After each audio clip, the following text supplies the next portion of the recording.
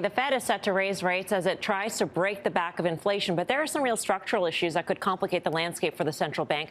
Mortgage rates are at their highest level in 13 years, and supply chain snags are pushing auto prices to near all-time highs.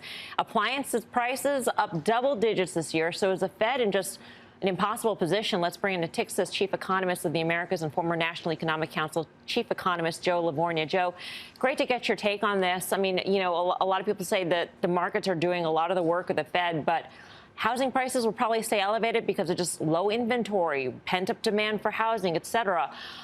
So does this mean that the Fed could actually be forced to put on the brakes harder than we think?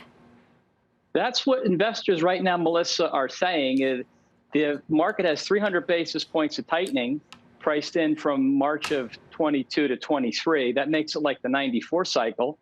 And then you've got perhaps upwards of 900 billion of balance sheet unwind that's probably worth another maybe 50, 75 basis points. This is a lot of hiking. And by the way, the economy is rapidly slowing, whereas at 94, which is the analog many are using, the economy was accelerating. We grew over 4% that year. I'm worried about recession. So my sense is the Fed will hike tomorrow 50. They probably go 50 in June, and that might be it, mainly because the economy is weak, not so much because inflation will come down a whole lot. It will come down, but I think the growth story will eventually win out. Joe, it's Tim. Welcome to the show. Talk to us about labor inflation and the stickiness of that, and where maybe goods and commodities have seen their peak, but labor feels like a tailwind. Yeah, labor. So the labor market appears very tight by the unemployment rate, only 3.6. However, Tim, the labor force participation rate is still below its previous peak. Employment to population, same thing there. If the trend in Trump jobs had continued, we're about 6.2, 6.3 million below where we should be. I look at the labor market now as being more broken than tight. Having said that, you are getting good nominal wage growth, but after inflation adjustment, it's negative. My best guess is that the food surge, which will continue because we're not getting fertilizer globally, you're seeing corn prices and wheat prices surge. That will persist through the spring and into the summer. Same thing with gasoline as we enter the driving season. Those two sectors together account for 22% of household purchasing, and therefore these prices will suck liquidity out of the system. It will depress spending. So even though the wage market or job market may look good for now, in real terms, we really got some significant dampening. I don't see that changing anytime soon. So, Joe, Tony was on before. He was talking about slowing growth, which I agree with. And you mentioned peak inflation. But what if it is peak, but it's also both persistent and pesky? Then you're talking about this stagflationary environment that people last summer started talking about. And you're hearing a lot more choruses now. What happens under that scenario? Yeah, I mean, Guy, the thing is, I'm watching now the credit markets. We've seen things like the single B and triple C corporate credit. We're seeing those spreads start to widen. They're not as wide as they were earlier in the year, but they are starting to widen. If we get that stagflationary environment with rates moving up, that hurts credit more. It will hurt equities. And I would argue that that's just probably very negative for stocks, that we could be down 25, 30% in equities. And the history is very clear that when asset markets decline, that actually ultimately is deflationary. So I hope we don't have a stagflationary situation, but if we do, that's really bad for financial assets. Joe, good to see you. Thank you. Thanks, everyone. Joe Lavorgna.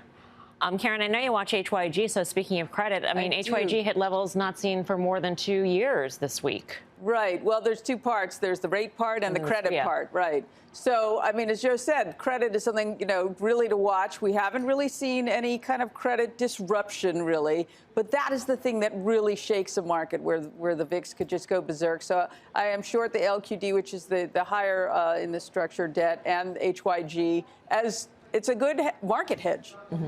I just think the Fed is Guy said it before, they were so far behind now, and now they're putting their foot on the pedal so aggressively that you can't help but hurt the economy. And that's what they're trying to do. So we've heard from Tony, we've heard from Joe.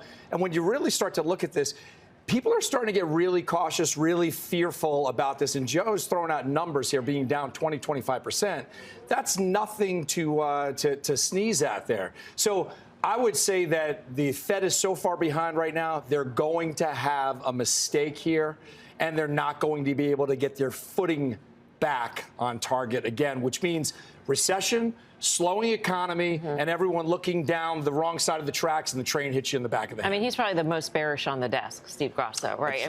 That sounded bearish. I tell you what, I look at the housing market and I look at the price appreciation we've had over the last 2 years, and I see a bubble that may not have the same underpinnings from the financial crisis, but there's no question that there's speculation in the housing market. There's no question that there's speculation in commercial real estate, and this is the kind of stuff that in credit, I still don't think we've even seen the impact. But again, you can't have this kind of a move in rates with levered entities that are playing in these markets without there being some problems. We've said it on this desk now for 3 months. We're waiting for the bodies to float to the surface because you can't avoid this. There will be whales coming up. Let's say, though, specifically for the housing market, at what mortgage rate will you slow down that market when there is already pent-up demand and low inventory issues? I mean, there are other issues besides just, what's going on in the broader economy that are specific to this industry. And so, I mean, is 6% the magic number where you slow that market down? We've already seen mortgage apps. Mortgage apps and refis have come down dramatically. You look at the pending home sales numbers we just got last week. Those were terrible numbers. So there's no question.